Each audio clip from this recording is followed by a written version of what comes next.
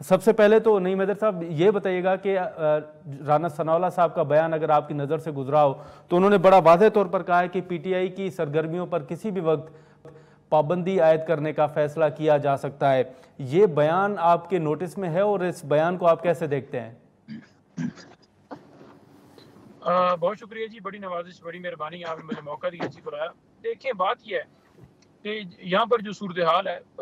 پورے ملک کے اندر، جو آئین جس وقت پامال ہو چکا ہے، جو آئین کی بحالی ہے، اس کے لیے یہ بڑا اہم ضروری تھا کہ یہ ایسی جماعتوں سے رابطہ کیا جاتا جو کہ آئین کی بالادستی کے اوپر یقین رکھتے ہوں. تو اسی حوالے سے جو ہے وہ ایک تو وہ اتحاد کی آپ نے جو بات کی وہ بالکل جی ہے، اور انشاءاللہ ملک گیری جو ہے وہ احتجاج ہوگا. سیکنڈ بات یہ ہے کہ جو وزیر اعلیٰ کے پی کے علی میر گنڈا پور صاحب کے حوالے سے آپ بات کر رہے ہیں، دیکھیں ان کو بھی دیکھنا چاہیے، فیصل کریم کنڈی صاحب کو بھی وہ کس طرح سے سٹیٹمنٹ دے رہے ہیں، اور یہ بھی دیکھنا چاہیے کہ اگر سندھ ہاؤس میں، گورنر ہاؤس میں اگر کوئی بندہ جو ہے اس کے اوپر ہمارا طریقہ انصاف کا اس کے اوپر پابندی لگائی جاتی ہے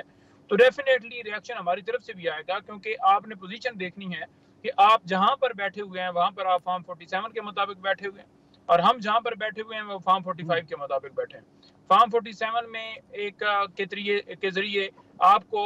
دھاندلی کر کے جتوایا گیا ہے، اور دھاندلی کے ذریعے جو حکومتیں بنی انہوں نے آپ کو جو ہے ایک لیٹر کے ذریعے منتخب کیا ہے. تو آپ کو اس بات کا احساس ہونا چاہیے کہ آپ کیسے جو ہے یہاں پر آ کر بیٹھے ہوئے ہیں. تو بالکل علی میر گنڈا پور صاحب نے نہیں، لیکن نعیم حیدر صاحب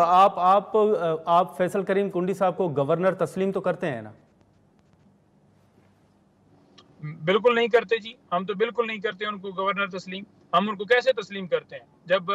ایسی حکومت لائی گئی جو کہ فارم 47 کے اوپر بنائی گئی ہے. فارم 45 کے مطابق یہ شہباز ہو، نواز ہو، مریم ہو، سارے یہ اپنے حلقوں سے ہارے ہوئے ہیں، اور ہم تو عدالتوں میں گئے ہوئے ہیں، ہم تو سپریم کورٹ میں بھی گئے ہوئے ہیں. ہم تو یہ بار بار کہہ رہے ہیں کہ دھاندلی کے حوالے سے قوم کے سامنے تمام حقائق لائے جائیں، اور ہم تو بار بار یہ کہہ رہے ہیں کہ ہمیں ہمارا جو حق ہے، جو عوام کا حق ہے، عوام کے حق کو جو ہے وہ عوام کو دیا جائے. یہاں پر ڈاکہ ڈال کے آپ کسی کو بٹھائیں گے مسند کے اوپر اور پھر کہیں گے جی ملک کے اندر قانون کی بالادستی ہے اور ہم جمہوریت کے اوپر یقین رکھتے ہیں، یہ ہے وہ، تو یہ ایک